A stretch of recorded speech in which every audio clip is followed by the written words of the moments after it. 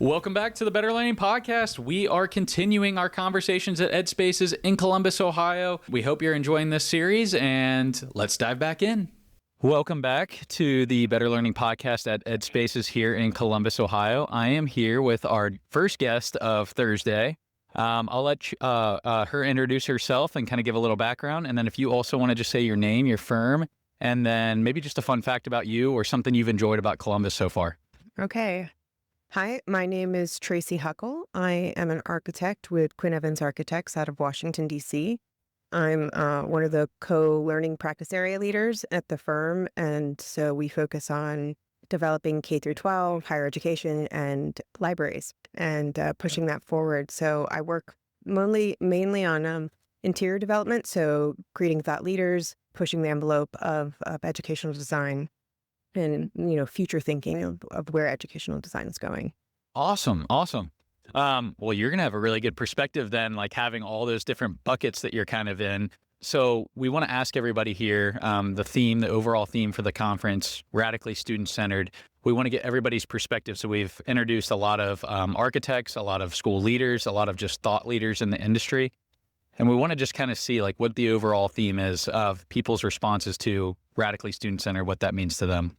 It really is about understanding that students have a voice and that each student is different and that they learn differently as well. And it's being able to create spaces that meet their needs. And also it starts with listening first, right? You have to hear what they have to say about the spaces that they need and not dismiss the information and the feedback that they're providing. Do you see, like as far as like that listening component, what's kind of like your secret sauce to that? Like, do you kind of have like a methodology that you've used as far as like what components you use as far as like listening and getting that feedback from your clients? Of course, it starts with listening to hear and not listening to speak, right? That's a very key component. It's allowing them, you have to reach out to them in multiple ways. It's just like when you're creating a learning space itself. People, they learn and they speak and they share through different means. So having maybe a set of plans that people can mark up on, or giving them a set of sticky notes that they can write things on, or just having a conversation because maybe people are too nervous to write or put things down on paper. So you have to come at it in this kind of multifunctional different way to be able to get that information out of them, to make them feel comfortable in the space so that they can truly share, what they feel, what they think, what they believe their learning environment should be.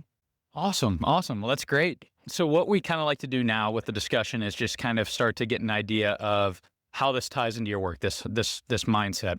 And we actually, were you at Learningscapes by chance in Phoenix last week? No. Okay. So, we had actually a wheel where you would actually spin it and it would land on a random question. We didn't have that. So you actually got to pick your question. And it's funny because this is actually one that I think came up the least. So this is going to be really interesting. I want to hear your response to this one. The question is, what principles guide you when designing spaces that truly put students at the center of learning? Okay, let's see. I think when you think about a set of principles, what you need to do, we talked about this already, is listen, right? You need to listen first. You need to be able to create a sense of diverse spaces because we have diverse learners. Not everybody is the same. You have to understand the sense of belonging because when a student feels like they belong, then they can be more engaged. You have to give your students agency, and that's also to be participants in their own education. And I think some of the programs that I've been working with lately have actually been CTE spaces, right? And this allows this kind of alternative career pathway for students that allows them to be a true participant in planning their educational pathway. So I think all of those things are kind of like those guiding principles.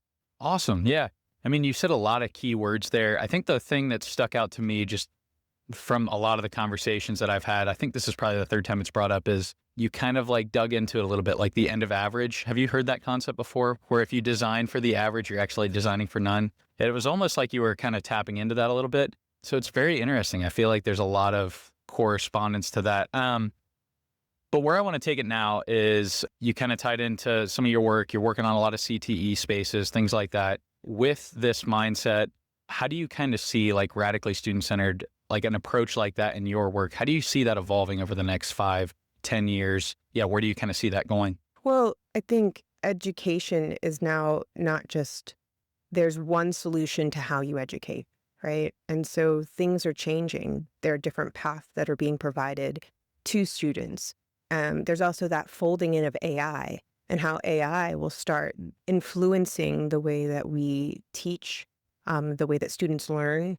So all of these different components, you need to be able to provide spaces that accommodate this, that grow and shrink, that can change and accommodate all these different types of needs that our educational spaces are kind of going towards. Yeah, yeah.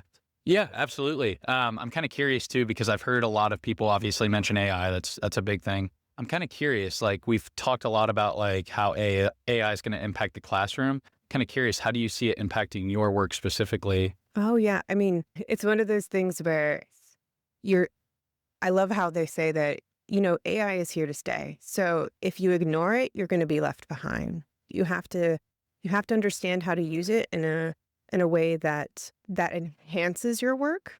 And so it's interesting to see where it's going to go with schools and how schools might incorporate it because students need to have that base of knowledge, right? They have to have that critical thinking component before I believe AI can really supplement how they're working. So it's interesting. I think we're still at the beginning stages where we're trying to find out how to make that balance. But we know it's coming, right? You can't ignore it. It's here. I believe it's here to stay from everything that I understand.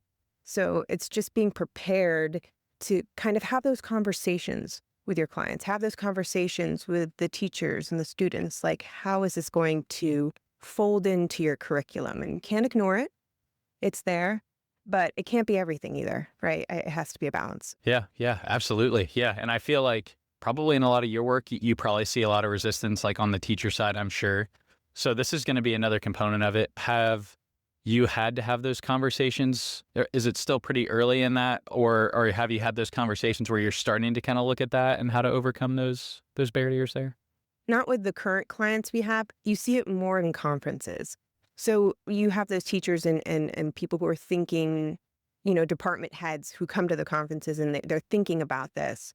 Those are the times when I have most of those interactions. But usually the clients themselves, they're like, this is the kind of the way we're going. So you kind of bring it up a little bit. And right now it's just kind of geared toward technology. Like, what kind of technology are we going to put in the space? Because I don't think everyone really understands how AI is going to integrate itself in yet. So I think it's really a lot at the forefront. So it's very peripheral discussions, not like true, like this is how AI is going to make its way into the schools. Sure, sure. Absolutely. Absolutely. Tell me a little bit. So you work a lot in DC area. You live in upstate New York. Is that correct?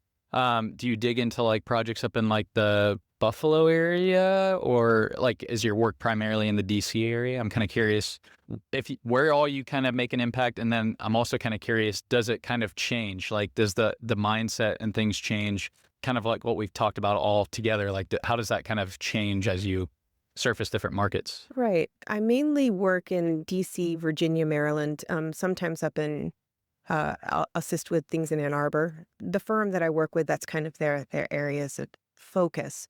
But I feel like with any project, I try not to come in with preconceived notions. I might come in with questions, right? But every client is different. Every community is different. Even in DC, I feel like you have pockets of different communities and you can't provide the same solution to each different community. So I just come in with an open ears, open heart. I'm just ready to learn from them so that I can provide them with a space that really meets their needs and the future needs of their community. Awesome. Awesome. Was there anything that I missed today that you wanted to cover? I thought you did a great job kind of discussing radically student-centered and how it impacts your work, but I'm kind of curious, is there anything that I missed that you wanted to talk about today? I think we kind of hit on all the big things, right? We talked about AI, we talked about belonging, we talked about, students having agency in their own learning environments. I mean, I think we've got it all. Yeah, yeah. Well, Thank you so much. Is this the second time then, or third time? How many times have you been on the podcast? I'm This is curious. my second This is time. the second time. The first time we were talking about it was in Charlotte. That would have been 2 EDspaces ago. So it's really great to have you back on. And yeah, we look forward to kind of hearing this when it comes out. Awesome. I'd love to be on it. Awesome. Yep. Thanks, Tracy. Thanks for joining us for this special EDspaces edition of the Better Learning Podcast. We hope today's conversation sparked new ideas and reminded you just how powerful student-centered learning environments can be. If you enjoyed this episode, be sure to follow the podcast and share it with someone who's passionate about improving education. And as always, keep pushing forward, keep rethinking what's possible, and keep making learning better, one space at a time. We'll see you in the next episode.